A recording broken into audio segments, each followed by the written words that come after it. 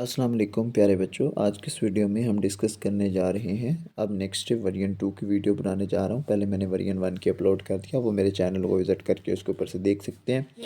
अब ये सवाल नंबर 11 उसके जुज़ नंबर ए है। तो इसके अंदर हम देखेंगे, अगर 58 किलोग्राम चावलों को 6 किलोग्राम के पैकेटों में पैक किया जाए तो चावलों के कितने पैकेट बनेंगे। चावलों का हमारे पास जो कुल वज़न है वो है 117/2।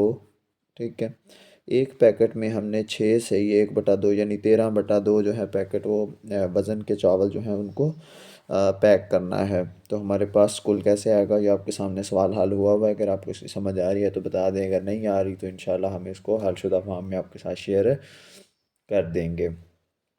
ये देख सकते हैं आप, इंग्लिश मीडियम सवाल भी आपके सामने हलशुदा है कि टोटल वेट इतना है, वेट ऑफ 1 पैकेट इतना है और इसमें नंबर ऑफ़ पैकेट कितने बनेंगे। हमारे पास जो आंसर आता है वो 9 आता है, यानी 9 पैकेट बन सकते हैं अगर इतने इतने चावल हर पैकेट के अंदर पैक करें तो।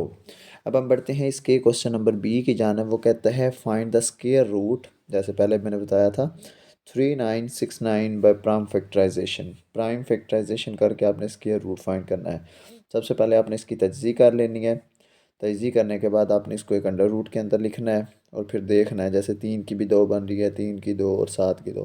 फिर इन सब के अंडर रूट अलग-अलग करके 3 का भी जदर ख़त्म, फिर इस 3 का भी और इस 7 का भी जो अंडर रूट है वो ख़त्म। फिर इनको मल्टीप्लाई करेंगे, 3 3 बार 9 और 9 7 बार 63। अब हम बढ़ते हैं क्वेश्चन नंबर 12 की जानिब। क्वेश्चन नंबर 12 में फिर वही आ गया कि x की वैल्यू ये है, y की ये है, तो आप प्रूव करें x तुकाते y is equal to y तुकाते x। सबसे पहले हम x तुकाते y फाइंड करने के लिए सबसे पहले x की वैल्यू लिखेंगे, फिर साथ तुकाते डाल के y की वैल्यू लिखेंगे। तो जो कॉमन होंगे दोनों में वो हमारा जवाब आ जाएगा। जैसे 4 कॉमन है तो 4 नीचे आंसर आ गया। अब दोबारा से हम राइट हैंड साइड को हल करेंगे, तो उसमें हम y को पहले रखेंगे और x को बाद में रखेंगे। तो उसके अंदर भी हमारा 4 कॉमन था, तो वो हमारे पास आंसर आ गया। लिहाजा हैंस प्रूव्ड, बस साबित हुआ कि एक्स तुकाते y is equal to y तुकाते एक्स। तुकाते मीन इंटरसेक्शन। अब अगर नेक्स्ट क्वेश्चन को देखा जाए तो वो कहता है कि हमीद ने ज़मीन का एक टुकड़ा 6 लाख रुपए में ख़रीदा और उसको 4,50,000 रुपये में फ़रोख्त कर दिया। उसका नुकसान फ़ीसद मालूम करें। तो जो कॉस्ट प्राइस थी, यानी जितने में उसने ख़रीदा था, वो था हमारे पास 6 लाख रुपया। फिर उसको सेल किया 4,50,000 में, तो नुकसान टोटल हमें हुआ 1,50,000, यानी 1.5 लाख का नुकसान हुआ है। तो अब हम परसेंटेज निकालने के लिए लॉस को बटे के ऊपर रखेंगे और नीचे हमेशा कॉस्ट प्राइस रखेंगे। अगर हमने प्रॉफिट फाइंड करना हुआ तो भी प्रॉफिट को ऊपर रखेंगे और नीचे कॉस्ट प्राइस रखेंगे, ना कि सेल प्राइस।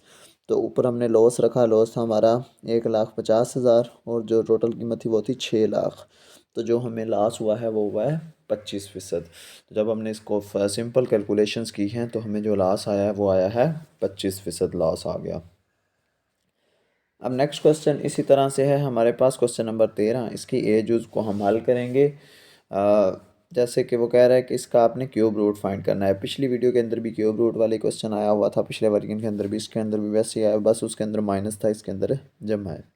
सिंपल आपने वो वैल्यू लिखनी है और उसके दोनों साइड पे क्यूब रूट लेना है। ये वाला एक्स एक्स से ख़त्म, बाकी ये जो x+1 है ये इसके ऊपर वैल्यू है हमारे पास 2। तो ये जो 2 वैल्यू हमने इधर लिख दी, 3 2 बार 6, 6 इधर जमा कर उधर जाके माइनस। तो टोटल हमारे पास जो आंसर आ गया वो 2 आ गया है। नेक्स्ट क्वेश्चन है find the by the method of elimination. पहले पिछला जो सवाल आया था वो आया था सब्स्टिट्यूशन वाला। अब ये जो क्वेश्चन है ये एलिमिनेशन वाला है। एलिमिनेशन में इस तरह होगा, आपने जमा माइनस करके सब्सट्रैक्ट मल्टीप्लाई जैसे भी आपने करके दो इक्वेशनों के एक दूसरे के बराबर करके उसमें से एक की वैल्यू निकाल के फिर दूसरी के अंदर पुट करनी है, तो वो एलिमिनेशन वाली इक्वेशन बनेगी। जैसे इधर हमने, अब ये तो हमारे पास इक्वेशन पहले ही ऐसी थी। अब हमने ना इधर भी 3x बनाने के लिए जो नीचे वाली इक्वेशन थी इसको 3 से मल्टीप्लाई कर दिया।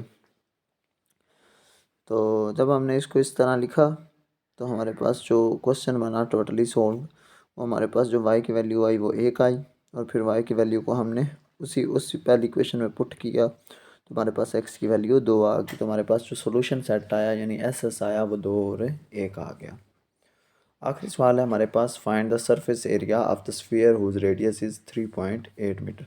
फिर वही surface area of the sphere, पीछे भी आया था ये सवाल, इसका फार्मूला आता है 4 pi r square. 4 pi r square का मतलब है कि 4 पाई की जगह पाई की कीमत लगाएंगे 22/7 या 3.14, और आर स्क्र की जगह इसकी वैल्यू आर की लिख के 3.8 और ऊपर इसका स्क्र। सिंपल कैलकुलेशन के बाद हमारे पास आंसर आया 181.45839 मीटर स्क्र।